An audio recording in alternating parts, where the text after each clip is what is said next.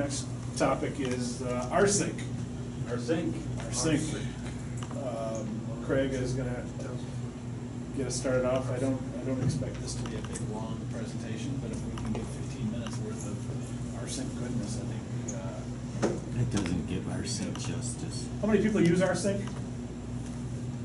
You're damn fool if you don't.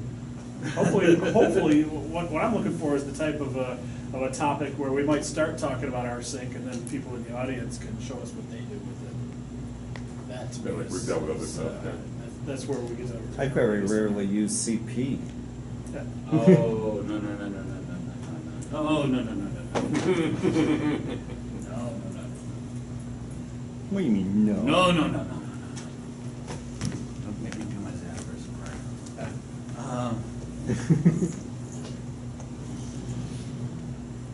Anybody want this? Who's, Is there actually? That's theirs, yeah. Apparently they got sick and tired of all the Mac. We'd let them know that they would need to let us use that. Alrighty. Finding the magic button.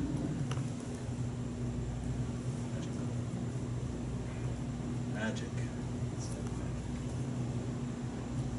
How's that Alrighty. doing seeing the inside of your laptop?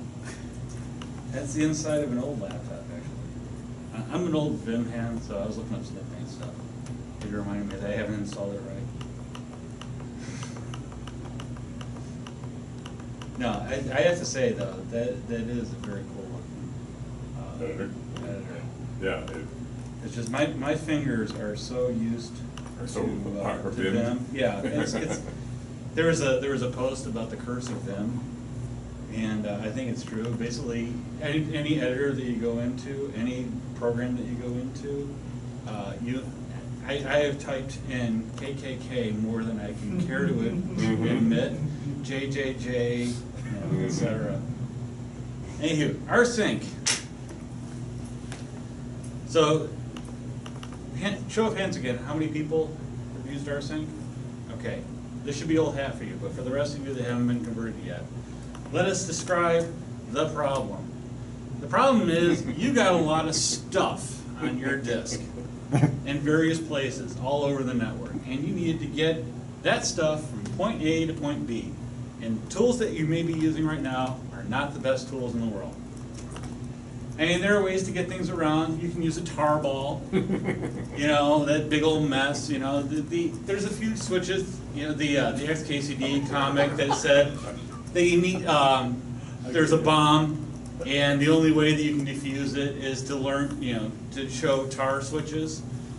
And everyone's like, I'm so sorry. You know, no, this is easier. I will show you an easy way to do this. And the problem with tar is that tar is a great tool, but it has a problem with scale. You know, you get a really large tarball, you can G-zip it maybe a little bit, you know, knock it down maybe 20% or so. B-zip 25%, depending on the data that's in there. But you can get some very large files, and you can get yourself into some major problems. So one problem that you also have is move. How many people are guilty of 2 drives on your system, you move a file from one drive to the other? I've done that. That is stupid. Don't be this guy. Oh, hold it. What do you mean by move? Move. I mean MV. Oh, Oh, no. No? No. No? Rsync. Yeah. Okay. All right. Because something happens. You know, you're in the middle of a move, you're moving a whole bunch of files between directories, between drives, and something happens, the plug comes out of the computer, you have a power outage, and the UPS that you were assured was tested doesn't fail over in enough time. Things happen, and if you do a move between 2 different drives, you don't know what's on which drive or whatever. You hope that it's all, that, you know, there's at least something recoverable in that whole mess. So don't be this guy. Don't be the meathead that goes through and does move between drives. Don't do that. Well, you can do copy, you know, and that's real efficient. You can copy files between, you know, there's SCP where you can copy things from remote machines. You can do copying between things, between drives, and then delete the old drive. That's a mess. And what happens if copy fails in between? Then you get into that weird state again. Rsync is beautiful. Rsync is the most beautiful command that you can learn today. Besides Sublime. That's the other beautiful command that you can learn today. So the very basic command you need to know with Rsync is rsync-avip, your source and your destination. I don't use the IP. How do you, well, you don't necessarily need to use the IP, but I'll I show you use why. Z instead. I'll show you why. It's an easy mnemonic to remember. When you use Rsync, you are AVIP. What do those command switches mean? You have A for archive, V is for verbosity, so it prints out what it's doing. I shows an itemized list of changes that are that will show what's going on during the update. And P is for preserving permissions, if you necessarily want to do that or not. Most of the time I don't. A actually preserves the permissions. As well? Yes, Okay. you don't need the P there. Right. But it works better like this because you feel like You you're remember VIP when then. You're a VIP. So when you say itemize the changes of what? A The file changes that's being, between that's each the of the same, different machines, yeah. the same that's being rsync, Yes. a newer version? Yeah. Okay. And if you're doing it across a slow link, put a Z on the end of it. Yes, Right. and it will compress. I usually don't do that because most of the time I'm on a fast enough link. If I'm Compression doing, just slows you down, yeah, it's basically it's CPU versus network speed. And usually if I'm doing Rsync, I'm on a good network because there's two things that Rsync does very well. Number one, it makes sure that it is as efficient as possible. And the second thing that it does is it uses your CPU like a mother. It will use your CPU and it will use your disk I/O like crazy. It will use your memory. It will expand to whatever space you give it. Whatever resource it can find. Yes, exactly. I've had backup copies and that where my machine is basically a dog right afterward because it uses all that stuff.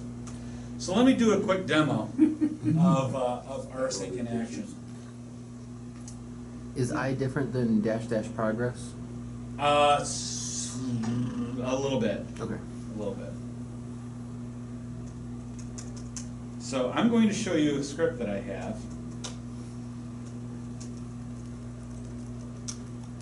Find a directory. Yeah, give it a directory There you first. go. You idiot. All right, so first thing that I do is I'm going to use my machine at home, lister@decafbad.net, and I'm going to go against my mnemonic just a hair. I use -AIV and then I use --progress.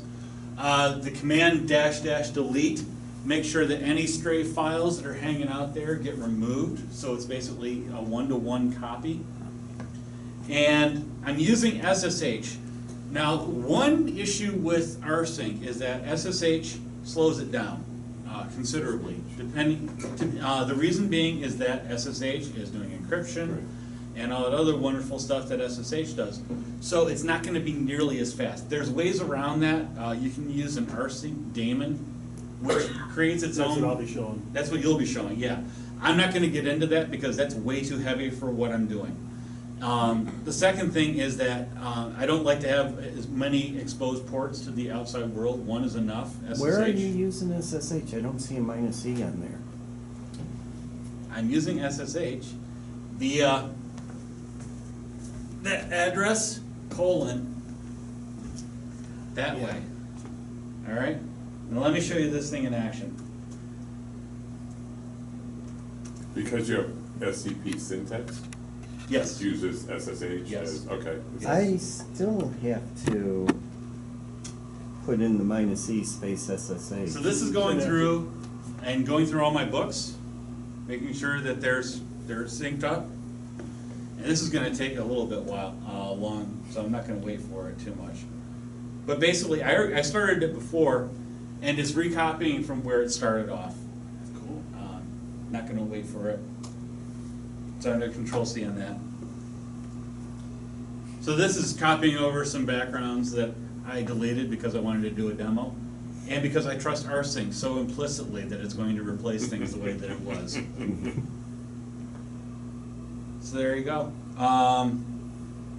It's really straightforward. I mean, there's not a whole lot that I can show you. I'm not going to explain the Rsync algorithm because it's done by very smart people who know what the heck they're doing. Wayne Davison is the person who maintains Rsync. I worked with him over at SourceForge. He is a brilliant person. He's a very patient person. He is one of those folks that you are very glad that he's working on our side, because he probably could destroy the entire world 10 times over. Wow. Yeah, he's that good. So, any questions about this quick overview of Rsync and how it works? Yes? So it sounded like you said it had automatic restart, so it knows where it was? Yes, what it does is it creates a dot file, and this is kind of important for folks. It creates a dot file of the changes that it's going to be copying over. So if you're, let's say you have like a halfway copied over file, it will create a dot file of each of the changes, keep adding to that dot file, and then eventually replace that. The problem is that if you don't have a whole lot of disk space or something like that, you can get yourself into real problems very quickly. So the thing, again, Rsync likes resources. Give it disk, give it CPU, give it memory. You'll be very efficient with that. Give it as much network as you possibly can, but understand that it will expand to fill the need. Any other questions? Keep questioning, because I need about a minute. So, okay, I got one. Yeah. So if I understand correctly, that seems like the only surface level benefit over like secure copy. Well, the better reason for using Rsync over secure copy is if you're doing a whole bunch of files and you want to make sure that they're exactly copied over, and you want to be able to resume if something goes wrong. Let's say you're on a really shitty connection, and you just want to make sure that that copy gets over there correctly. That's where you would use Rsync. If you're doing like a handful of like text files or something like that, you may want to just use Rsync secure copy or SFTP or something like that. I don't use Rsync all the time. I should. I do. Yeah, I mean it is a great tool. It's just sometimes it can feel a little like overkill. So if it's something really small that's going to take maybe a minute or so, and if you're not necessarily going to be concerned if it craps out halfway through, that's fine. It's when you're I've been guilty of this though, where you do an MV over different directories and that, and afterwards it's like, oh crap, I shouldn't be doing this because it can be very bad if something happens along the way. Again, Rsync is very good for moving very large files across. How does Rsync remove the original to duplicate the MV command? It doesn't. Okay, You're still going to have to copy it over. and then do an RM. Yeah, but again, it's going to be a little more efficient about how it does that. You can tell it to delete after. You can? Can you? I'm not Yeah. sure how you would do that. There's a flag. It's like delete. You can have it delete contents that aren't in the original folder, or it can delete after copying. Okay, I wasn't aware of that. I'll have to do a man. Yeah. Any other questions? Yeah. So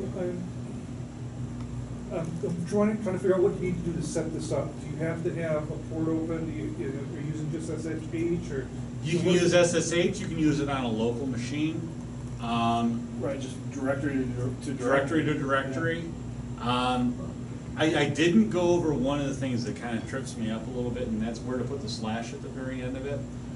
I can talk about that. You can talk about that? Yeah, please do. I always put the ending slash on directories. Yeah, well, if you put the ending slash on there, then it will copy the contents of the directory. If you Right. don't put it on there, then it will copy the directory, but only if that directory doesn't exist. And there have been times when I've had to move things afterward because I went directory levels too deep. Yeah. So, anything else? I'm Or ready. is it delete All right. on the source So again, directory? Use the right tool for the job. Make sure you update your tools. Your Use pictures are Rsync, great. and there you go. Use Rsync. Yeah. So I don't thank see you. where this All right, deletes great. the files that it copied. From source. Check. I'll have to look it up. Hopefully I can just plug in, right? That's the goal. Everyone else was able to.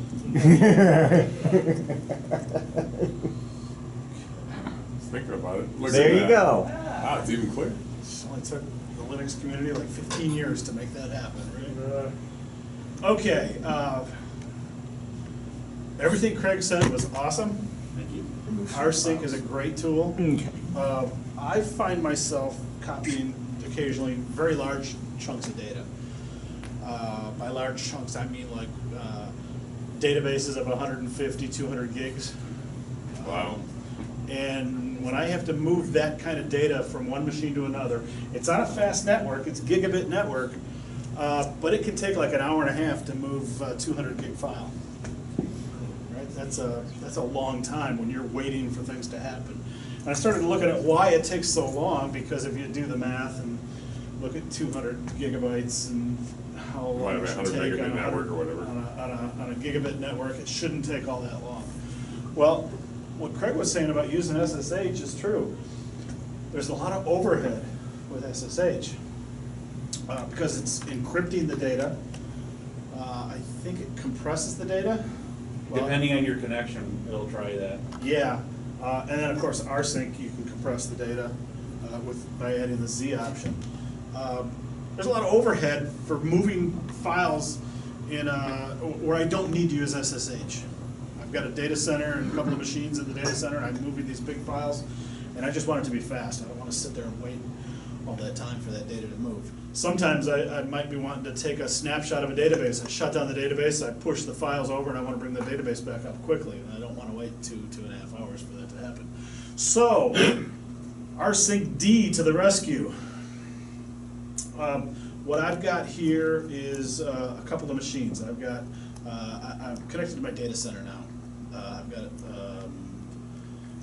let's see, I've got a machine called DevServe2 and a machine called JamDev. And I could easily just do, I could take a big file and I could easily do an SCP of big file, whatever it's called, to jam and JamDev. And I can copy to temp, right? You guys, can you see that all right? Yep. Okay, that's kind of like the, let's see, what am I trying to do here? Make it a little bit bigger. So that's like the old way that I would have done it if I had a big file like that. Usually with a database, it's not just one file, it's a lot of files. You copy a Postgres database, and if you have a couple of hundred tables, it could be several thousand files.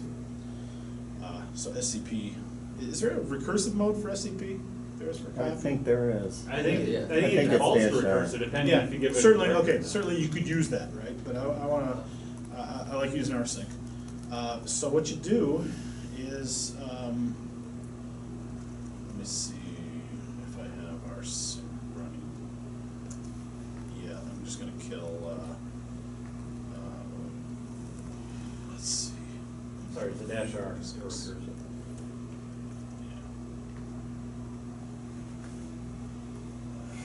Kill all our sync. Yeah, kill all. I do that all the time like that. That's Well, that worked well,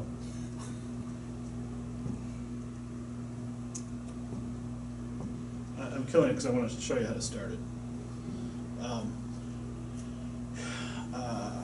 One of the issues, well, first of all, there's a configuration file for Rsync. I killed my Vim session. There's a config file for Rsync D, etc rsync d.conf, okay? And I've created just a very simple configuration.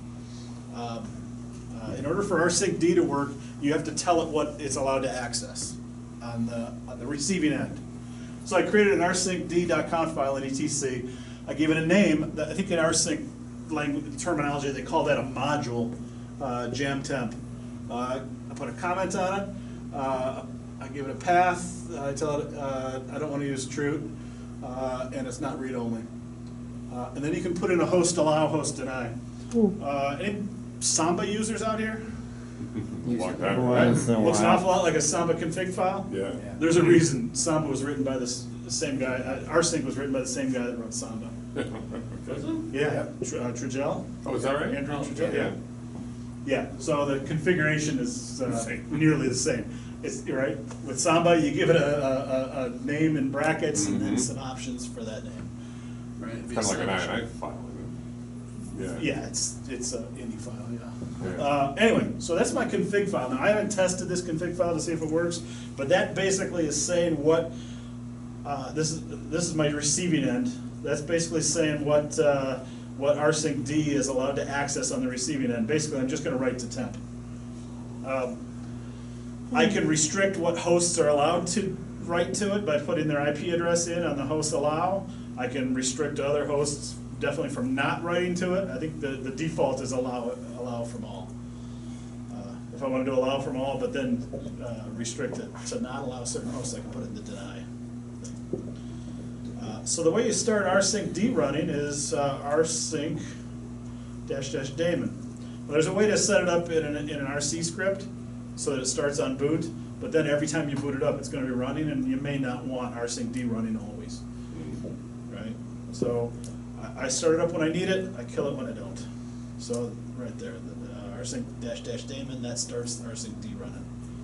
Let's just make sure it's running. Is this a Ubuntu server? This is Ubuntu 12.04. Do they have a service for Rsync? Yes, they do, and I should point out, I could service start and service stop, and I could not have it start on boot and all that kind of stuff. Okay. But if you do want it to run on boot, you want to go into the etc default rsync file, and rsync enable, you want to set that to true. Okay. Right, oh. Whoa. Is it true by default? No, Oh. you change that from false to true, right? So I'm not starting it on boot, like, I just started it with rsync -- daemon, so I can control when it runs and when it doesn't run. So back on the server, on the source, this is the machine down here, devserv2 is where I'm gonna send my files from. So we need to go find a file that we can send, or a whole directory, I guess. Got anything here? What's in SQL? Probably just a single file, but we can send that. So what Craig showed was doing rsync -av IP. IP, the directory you want to send, which was the SQL, then the destination that you want to send it to, and it would be, in my case, it would have been jam dev /temp, right? That's the syntax that you would use to do it over SSH. I don't want to do it over SSH. I want to do it over using rsync D. So it's a double colon, and then the module name, which, what did I call that module? Jam -dev, I think. Cat, rsync, jam temp. Okay, if I did it right, that's going to copy everything in the SQL directory into temp on the other machine. Do it. Okay. So there was some overhead there, I guess, and No, I handshake or whatever, because that's only 900 bytes. Yeah, it might have been a reverse lookup on the server side, trying to figure out who I was coming from. Yeah. Anyway. Plus, doesn't it predetermine what it needs to transfer before it It actually will, but it's really transfers? fast at that. Okay, well, let's go look in my temp directory and see if I have a. Fix. I do have an SQL directory, and it does have that file in it. Cool. So that copied it, right? Now, for a little tiny file like that, 976 bytes, it took, like 10 seconds to do it. It's kind of a waste, right? But somewhere here I have a spreadsheet. I did some timing tests. And can you guys see this all right? Mhm. So I did some timing tests. I took a 20 gig file because I didn't feel like waiting an hour or 2 hours for a much larger file. So I took a 20 gig file. I copied it using SCP, and on a gigabit network, it took 10 minutes and 2 seconds at 34 megabytes per second. Rsync minus AVZ, that's over SSH, compressing it first, took 21 minutes, almost 22 minutes, right? Double. 15.6. Yeah, I was surprised it took that long, but it did. Rsync minus AV, I turned off the Z, and that brought it back down to pretty close to the same time as SCP. Yeah, throughput, yeah. 10% longer than SCP. It's using primarily the same protocol. SCP and Rsync minus AV are both going to use SSH, right? There's a little bit of overhead though with Rsync. Yeah, Rsync adds some overhead on top of SSH, which is already encrypting and all that, and so there's a lot of overhead there. And like Craig said, his CPU was kind of maxed out when it was running. It uses a lot of memory and stuff. I think it's really SSH that's chewing up all that memory and all that CPU. But Rsync D, look what it did. Half the time. It's about half the time, right? And not So- quite double the throughput, So yeah. you want to copy 100 gigabytes worth of data, Rsync D is a pretty nice way to do it. It's not that hard to use. You saw I just created a little Rsync D conf file, started Rsync with a -- daemon, and then I just issued my copy statement, or my Rsync statement, yeah. So is it like doing multi-sending at the same, I don't understand how it can go faster. What is it doing? It's not encrypting for one. Well, now the bottleneck is the network, right? Before the bottleneck, I think, was the CPU. If I had more time to really get wild with this, I would do a lot more timing tests, and I would show you CPU load and memory usage and all that kind of stuff. But I think when you run Rsync over SSH over the network, there's an awful lot of CPU going on there. I think it's mainly the encrypting. It was probably. Yeah, encrypting is not fast. No, that's mainly good. I think that's a lot of. And just anytime it's got to suck the data into its memory space, Right. encrypt it, and push it back out to feed it onto the next thing. Decrypt it on the other side. Yeah, right? and decrypt it on the Yeah, other so I side. mean, you will really notice it on both the machines because the CPUs are going crazy doing the encrypting, decrypting. and because you're on an inside network here, that's why you don't have to worry about any Right. kind of encryption. In fact, on this test machine, one of the drives is an encrypted volume. So Oh. look how busy the kernel is. It's got to read the data off an encrypted volume. So it's got to decrypt the data, reading it off the disk, run through the SSH encryption stuff, push it across the network, and then decrypt it on the other end and write it to the disk. So anyway, it's pretty big savings. I think it's worth spending a couple of minutes learning about the feature of Rsync D to get that kind of performance benefit. Well, especially because you're dealing with that and Yeah. files that are 10 times that size. Yeah. Right? Yeah, So- it really works quite nice. Yeah, that's really cool. So yeah, that's how I use Rsync. Yeah.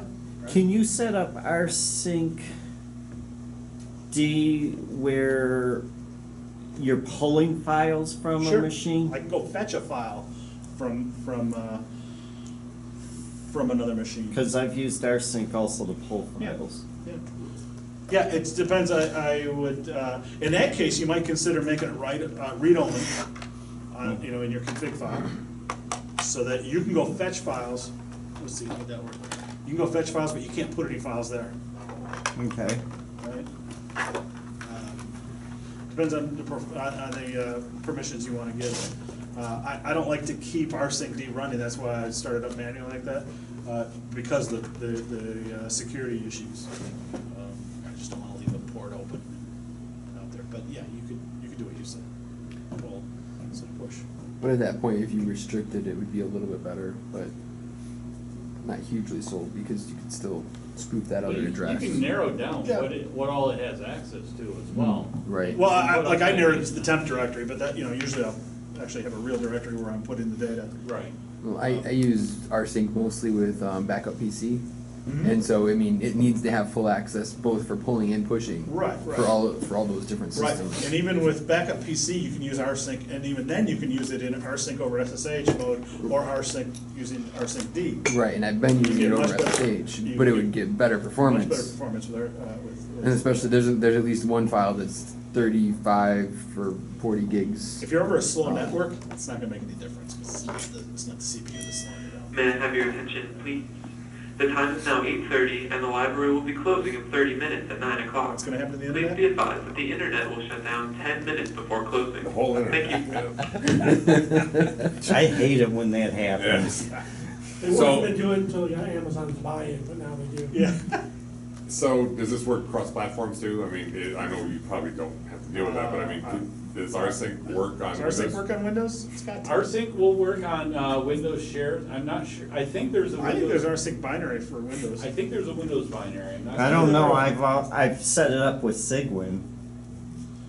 Yeah, but I mean, I'm just saying that run a native like, you know, Rsync D on Windows and be able to copy to it or from it. I've got customers that, you know, have several Windows servers in their environments, and there's stuff Honestly, that what I would recommend is there's a do a Sigwin. Samba share or something like that, and then copy directly to that share. I've done, that's how I've done stuff in the past, you know, but I'm just wondering with this, and there are a lot of things that are cross-platform anymore that seem to work pretty well, Yeah. so. Yeah, I really prefer the things that aren't Sigwin. Sigwin I agree, I don't like brings in Sigwin. Sigwin's a Sigwin, pain in the ass to set Sigwin's up. great for what it does, but it brings in a whole bunch of stuff you just don't need. Yeah, that you don't need, I just, not had good experiences with Sigwin. Oh. I've got this Linux library that I use on Windows a lot that's got like 120 of Linux commands that I just copy onto customer systems. And I've got diff and, you know, and vim and all sorts of stuff that I use a lot of. So maybe you should rsync it to those systems. So any more questions on Rsync? Everybody happy with? No, it's cool. So go forwards and sync. Yeah, that's really great. Did that kill it? I gotta do 9. So feedback, if you are on the mailing list, you have a link to the feedback form. Go to Google Plus, you can find it. I'm gonna see if I can create a real quick, short link or something like that, so you at least have a chance at getting this link, because. I'll connect it with the video when I post the video. Right. Give me 1 second. Talk amongst yourselves. So, last time we had the feedback, it was successful, we had, someone feedback, and so this is like a good thing, right? We're just That's right. continuing. Gib, when you won the O'Reilly book thing, was that through the online feedback thing? Yes. Yes. Cool. So it does work, we have, an actual case of this. It's fantastic.